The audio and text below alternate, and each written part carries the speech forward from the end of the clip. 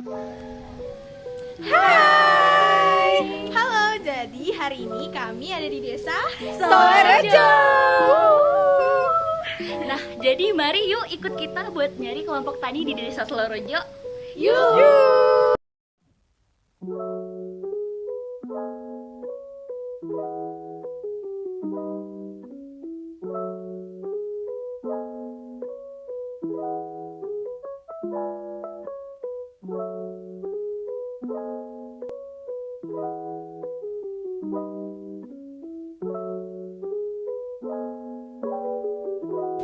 Nah, sekarang kita lagi di salah satu pedagang jeruk sekaligus petani yang ada di desa Solorejo nih. Kita ke poin yuk.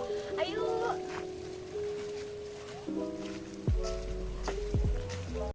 Narasumber pertama kita berasal dari non-anggota kelompok tani, yaitu Mas Irawan.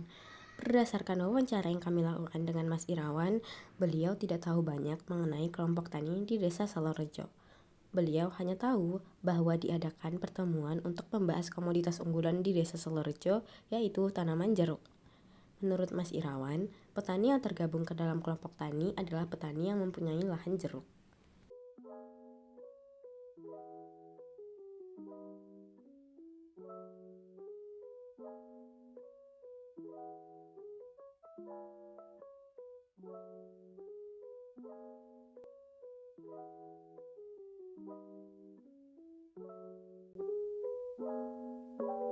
Hai, tebak nih, sekarang kita ada di mana? Kita lagi ada di salah satu rumah anggota kelompok tani. Ya udah, kalau pengen tahu, ikut kita yuk. Ayo. Selanjutnya, narasumber kedua kita berasal dari anggota kelompok tani, yaitu Pak Yateno. Pak Yateno bergabung ke dalam kelompok tani atas inisiatifnya sendiri dan hingga kini masih turut aktif mengikuti berbagai pertemuan yang diadakan kelompok tani. Berdasarkan wawancara yang kami lakukan, terdapat penyuluh yang turut serta ikut dalam pertemuan yang diadakan 2 bulan sekali ini. Namun, biasanya hanya petani jeruk setempat saja yang mengikuti pertemuan dan saling berbagi ilmu mengenai tanaman jeruk hingga hama dan penyakit yang menyerang tanaman jeruk. Pak Yateno juga bercerita pada saat awal bergabung ke dalam kelompok tani, dirinya dan beberapa rekannya masih awam mengenai budidaya tanaman jeruk. Seiring berjalannya waktu, dengan diadakannya pertemuan sesama petani maupun dipandu oleh penyuluh pertanian, ilmu yang didapatkan oleh Pak Yateno mengenai budidaya tanaman jeruk kian meningkat.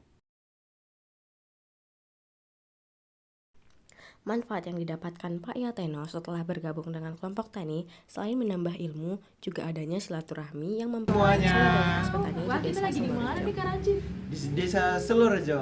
Nah, sekarang kita lagi ada di rumah Bapak Ketua Kelompok Tani di Solorejo ini. Nah, kalian penasaran gak sih kira-kira kita mau tanyain apa aja nih ke Bapaknya? Penasaran kan? Nah, daripada penasaran lebih lanjut, kita langsung aja yuk masuk ke dalam. Yuk, let's go.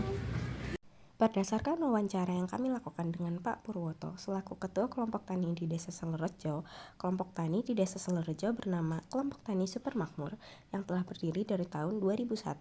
Pak Por, panggilan akrabnya, sudah menjabat dari tahun 2010 hingga sekarang.